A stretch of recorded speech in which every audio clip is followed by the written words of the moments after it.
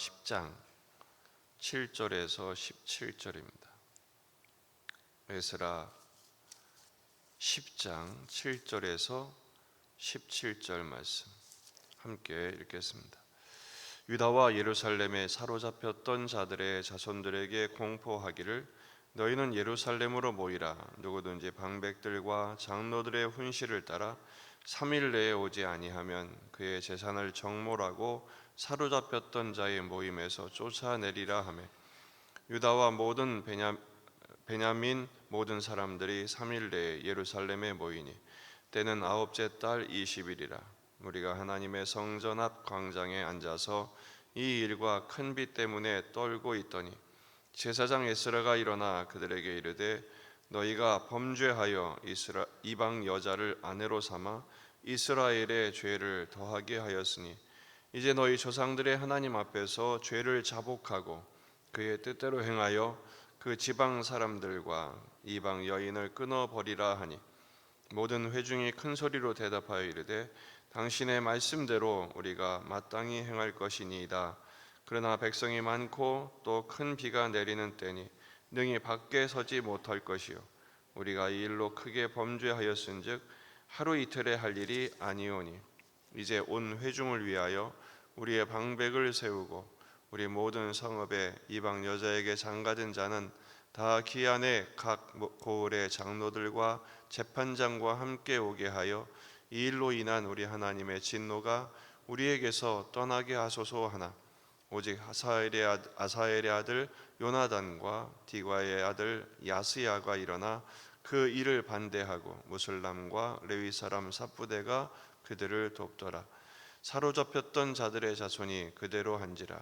제사장 에스라가 그 종족을 따라 각각 지명된 족장들 몇 사람을 선임하고 열째 달 초하루에 앉아 그 일을 조사하여 첫째 달 초하루에 이르러 이방 여인을 아내로 맞이한 자의 일 조사하기를 마치니라. 아멘. 본문에 계시된 주님은 어떤 분이십니까? 죄를 자복하고 끊어내기를 원하십니다. 11절, 이제 너희 조상들의 하나님 앞에서 죄를 자복하고 그의 뜻대로 행하여 그 지방 사람들과 이방 여인을 끊어버리라. 에스라와 공동체가 함께 모여 애통하고 자복하며 회개하여 결단합니다. 그래서 7절 8절에 너희는 예루살렘으로 모이라 전부 총회를 소집하지요. 얼마나 준엄했으면 3일 내에 모이지 않으면 재산을 정몰하고 공동체에서 퇴출하겠다 엄포를 했습니다. 왕이 내렸던 사법권을 여기서 동원을 하는 것입니다. 성전 앞 광장에서 총회로 모입니다. 아홉째 달 21일, 귀환한 지 4개월 20일이 지난 뒤에 온 백성이 성전 앞 광장에 모였습니다. 마침 큰 비로 모두가 떨면서 모였죠. 에스라가 11절에 읽은 대로 죄를 자복하고 이방 여인을 끊어버리라 선포를 합니다. 그러자 12절에 온 회중이 대답하죠. 우리가 마땅히 행할 것이니이다. 하지만 지금 큰 비, 여기서 이 큰 비는 겨울비입니다.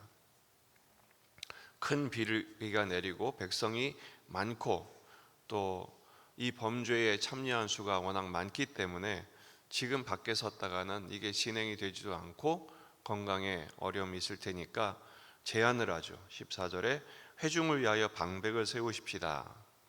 그리고 기한 내에 이방 여자들과 결혼한 사람들을 장로들, 그 지방의 재판장들과 함께 오게 하십시다. 그래서 하나님의 진노가 떠나도록 하십시다. 합의를 합니다. 물론 반대한 사람도 있습니다. 15절, 오직 아사엘의 아들 요나단과 디과의 아들 야스야가 일어나 그 일을 반대했습니다. 하지만 또 돕는 사람도 있었죠. 중요한 것은 그들이 16절, 사로잡혔던 자들의 자손이 그대로 한지라, 하나님 앞에 자복한 대로 서로 서약한 대로, 언약한 대로 그대로 진행했다는 것입니다. 그래서 10월 1일에 조사를 시작해서 다음에 1월 1일에 조사가 완료되죠. 바로 3개월 동안 75일간 진행이 된 것입니다. 회개의 순서가 무엇입니까? 죄를 슬퍼하는 것입니다. 그리고 두 번째는 죄를 색출해야 합니다. 죄와 철저하게 결별하기 위해서 철저하게 찾아내고, 그리고 신중하게 그러나 단호하게 결단해야 하죠.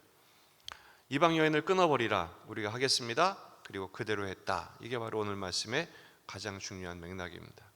읽지는 않았지만 20절부터 44절까지는 바로 그 통혼한 제들의 명단, 3개월 동안 샅샅이 조사해서 찾아낸 명단이 나옵니다. 전체가 114명입니다. 제사장의 무리가 먼저 나오죠. 제사장의 수가 18명, 레위인이 10명, 일반 백성이 86명입니다. 근데 이 통계가 어떻게 보면 좀 상반되는 의미를 갖고 있습니다. 첫째는 의외로 제사장들이 많았다는 것입니다. 114명 중에 18명. 그러니까 지도층에 이 죄가 침투한 것이죠. 결국 그로 인해서 백성들에게도 전부 만연한 것입니다. 하나님께서 아브라함에게 이스마엘을 내보내라 이렇게 말씀하시죠. 이스마엘은 하갈에게서 얻은 소생이죠. 근데 그 아들이 아브라함에게는 전부였어요. 기쁨이었고, 그토록 아들이 없었는데 키우는 재미가 컸고, 이 아들로 이제 후계를 삼으면 되겠구나. 근데 하나님께서 내보내라 말씀하시죠. 왜냐하면 이삭을 주셨기 때문에. 쉽지 않은 일이었습니다. 하지만 하나님 말씀하시죠. 내가 책임진다, 내보내라. 너는 순종해라. 그때부터 이삭이 하나님의 후손이, 아브라함의 계통을 잇는 후손이 되게 됩니다. 결단해야 합니다. 제사장들이 저항이 만만치 않았을 것입니다. 하지만 결단하고 그대로 한지라 진행하죠. 두 번째는 전체가 114명이니까 한 10만 명이라고 봤을 때 이스라엘 전체에 비해서 생각보다 그렇게 수가 많지는 않았습니다.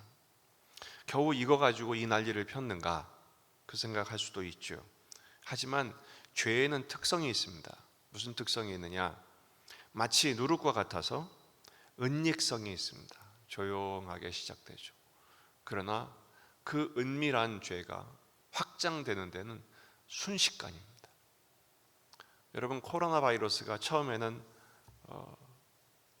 한 명으로 시작했잖아요. 수십 명에 불과했습니다. 수십만 명이 되는 것은 순식간입니다. 이 죄를 방치하면 어떻게 됩니까? 하나님의 진노가 다시 재현될 수밖에 없는 것입니다. 사로잡혔던 자들이 그대로 했다 이렇게 나와 있습니다. 사로잡혔던 자들이라고 강조하고 있습니다. 왜 그들이 포로로 잡혀갔습니까? 그 죄를 방치했기 때문에. 온 나라 민족에 퍼져버렸으므로, 왕들로부터 시작해서 전체에 퍼졌으므로 바로 그 지경까지 가게 된 것입니다. 그래서 에스라는 화들짝 놀라 온 백성과 함께 이 소동을 피우면서 그 죄를 끊어내는 일에 참여한 것입니다. 로마서 12장 2절, 너희는 이 세대를 본받지 말고 오직 마음을 새롭게 함으로 변화를 받아 하나님의 선하시고 기뻐하시고 온전하신 뜻이 무엇인지 분별하도록 하라. 마음을 새롭게 해야 합니다. 그렇게 되려면 죄를 끊어내야 합니다. 변화가 되어야 합니다. 그렇게 되기 위해서는 말씀대로 순종해야 합니다. 그대로 한지라. 그렇게 될 때 거룩한 자녀가 됩니다. 하나님의 백성의 복을 누릴 수 있게 됩니다. 죄와 끊는 회개의 삶, 말씀대로 순종하는 실천의 삶이 될 때 하나님께서 당신의 자녀들, 백성들에게 허락하시는 복락을 누릴 수 있게 되는 것입니다. 평생토록 우리가 해야 할 숙제가 두 가지 있습니다. 죄와 결별하는 삶. 생각해 보세요. 뒤에 보면 그 이방 여인을 아내로 둔 사람들, 심지어 자식들까지 낳거든요. 다 돌려보냅니다. 울며 돌려보냅니다. 단호하게 결정한 것이죠. 그렇게 돼야 하나님의 심판을 면할 수 있고 축복의 백성으로 전환될 수 있는 것입니다. 이 결단과 용기가 우리 안에 있어 철저한 회개의 열매, 그리고 순종의 복락을 누리게 되는 저와 여러분이 되시기를 주의 이름으로 축원합니다. 다음 주부터는 야고보서를 묵상하도록 하겠습니다. 오늘 저녁 금요 기도회가 계속됩니다. 같이 기도하시겠습니다. 오늘 우리 자신과 가정과 교회와 이 지역의 복음화, 민족의 복음화, 세계 복음화를 위하여 또 말씀을 붙들고 기도하십시다. 수능이 끝났습니다. 이후로의 선택이 중요합니다.